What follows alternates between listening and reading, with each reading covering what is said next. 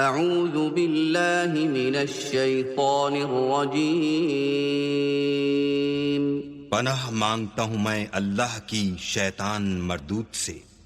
بسم الله الرحمن الرحيم शुरू अल्लाह के नाम से जो बड़ा मेहरबान निहायत रहम वाला है। بسم الله الرحمن الرحيم يا أيها المدثر قم فأنذر وربك فكبر وثيابك فطهر والرجز فاهجر ولا تمنن تستكثر ولربك فاصبر। ऐ चादर में लिपटने वाले, उठो, अब खबरदार करने लगो और अपने परवरदिगार की बड़ाई बयान करो और अपने कपड़े पाक रखो और शिर्क की गंदगी से तो अलग ही रहो और इस नीयत से एहसान न करो कि उससे ज्यादा के ख्वाहा हो और अपने परवरदिगार की खातिर सब्र करते रहो।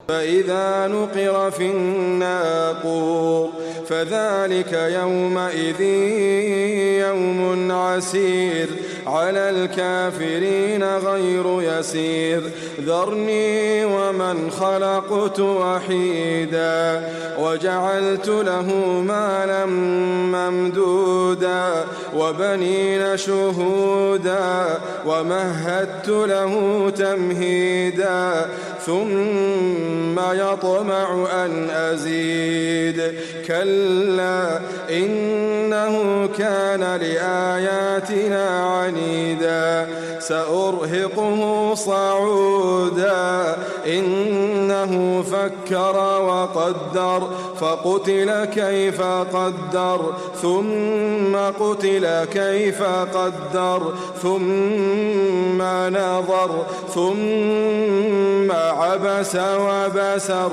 ثم أدبر واستكبر فقال إن هذا إلا سحر يؤثر إن هذا إلا قول البشر سأصليه سقر وما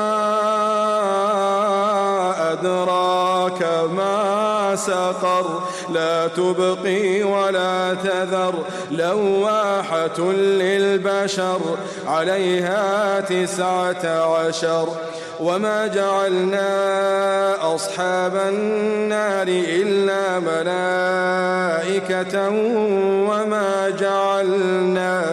وما جعلنا عدتهم إلا فتنة للذين كفروا ليستيقن الذين أوتوا الكتاب ويزداد الذين آمنوا إيمانا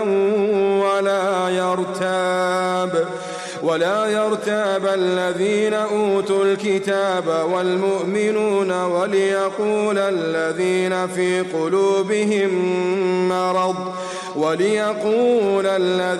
في قلوبهم مرض والكافرون ماذا أراد الله بهذا مثلا كذلك يضل الله من يشاء ويهدي من يشاء وما يعلم جنود ربك إلا هو وما هي إلا ذكرى للبشر। फिर जब सूर फूंका जाएगा तो वो दिन मुश्किल का दिन होगा, यानी काफिरों पर आसान न होगा। मुझे उस शख्स से समझ लेने दो जिसको मैंने अकेला पैदा किया और मैंने उसको बहुत सा माल दिया और हर वक्त हाजिर रहने वाले बेटे दिए और उसको हर तरह के सामान में वुसअत दी, फिर भी लालच रखता है कि मैं उसे और ज्यादा दूं। ऐसा हरगिज नहीं होगा। ये हमारी आयतों का बड़ा मुखालिफ रहा है। मैं इसे एक बड़ी चढ़ाई चढ़ाऊंगा। इसने गौर व फिक्र किया और एक बात ठहरा ली, ये मारा जाए, इसने कैसी तजवीज की, फिर ये मारा जाए, इसने ये कैसी तजवीज की, फिर इसने निगाह की, फिर त्योरी चढ़ाई और मुंह बिगाड़ा, फिर पीठ फेर कर चला और तकब्बुर किया, फिर कहने लगा ये तो जादू है जो पहले लोगों से बराबर होता आया है। फिर बोला ये अल्लाह का कलाम नहीं बल्कि बशर का कलाम है। मैं अनकरीब इसको सकर में दाखिल करूंगा, और तुम क्या समझे कि सकर क्या है?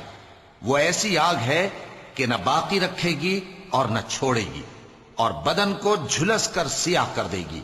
उस पर 19 दारोगा हैं, और हमने दोजख के दारोगा फरिश्ते ही बनाए हैं, और उनका शुमार काफिरों की आजमाइश के लिए मुकर्रर किया है, इसलिए कि अहले किताब यकीन करें और मोमिनों का ईमान और ज्यादा हो, और अहले किताब और मोमिन शक न लाएं, और इसलिए कि जिन लोगों के दिलों में निफाक का रोग है और जो काफिर हैं, कहें कि इस मिसाल के बयान करने से अल्लाह का मकसूद क्या है। इसी तरह अल्लाह जिसको चाहता है गुमराह रहने देता है, और जिसको चाहता है हिदायत देता है, और तुम्हारे परवरदिगार के लश्करों को उसके सिवा कोई नहीं जानता, और ये कुरान तो बनी आदम के लिए नसीहत है। كلا والقمر والليل إذ أدبر والصبح إذا أسفر إنها لإحدى الكبر نذيرا للبشر لمن شاء منكم أن يتقدم أو يتأخر كل نفس بما كسبت رهينة كل نفس بما كسبت رهينة إلا أصحاب اليمين في جنات يتساءلون عن المجرمين ما سلككم في سقر ما سلككم في سقر قالوا لم نك من المصلين ولم نك نطعم المسكين وكنا نخوض مع الخائضين وكنا نكذب بيوم الدين حتى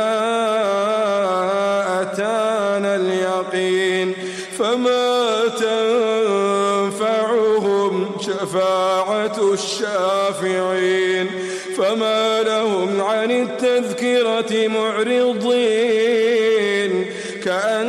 كأنهم حمر مستنفرة فرت من قسورة بل يريد كل امرئ منهم أن يؤتى صحفا منشرة كلا كلا بل لا يخافون الآخرة كلا إنه تذكرة فمن شاء ذكره وما يذكرون إلا أن يشاء الله هو أهل التقوى وأهل المغفرة। हाँ हाँ, कसम है चांद की और रात की जब रुखसत होने लगे और सुबह की जब रोशन हो जाए कि वो आग एक बहुत बड़ी आफत है इंसान के लिए डर की चीज, यानी उस शख्स के लिए जो तुम में से आगे बढ़ना चाहे या पीछे रहना चाहे। हर शख्स अपने करतूतों के बाइस गिरफ्तार होगा, मगर दाहिनी तरफ वाले नेक लोग जन्नतों में होंगे और पूछते होंगे, यानी आग में जलने वाले गुनाहगारों से, कि तुम दोजख में क्यों पड़े। वो जवाब देंगे कि हम नमाजियों में शामिल न हुए और न हम फकीरों को खाना खिलाते थे और हम बहस करने वालों के साथ मिलकर बहस करते थे और रोजे जजा को झुटलाते थे यहां तक कि हमें मौत आ गई। तो सिफारिश करने वालों की सिफारिश इनके हक में कुछ फायदा न देगी। इनको क्या हुआ है कि नसीहत से रूगर्दां हो रहे हैं, गोया गधे हैं कि बिदक जाते हैं जो शेर से डर कर भाग जाते हैं। असल यह है कि इनमें से हर शख्स ये चाहता है कि उसके पास खुली हुई किताब आए। ऐसा हरगिज नहीं होगा। हकीकत यह है कि इनको आखिरत का खौफ ही नहीं।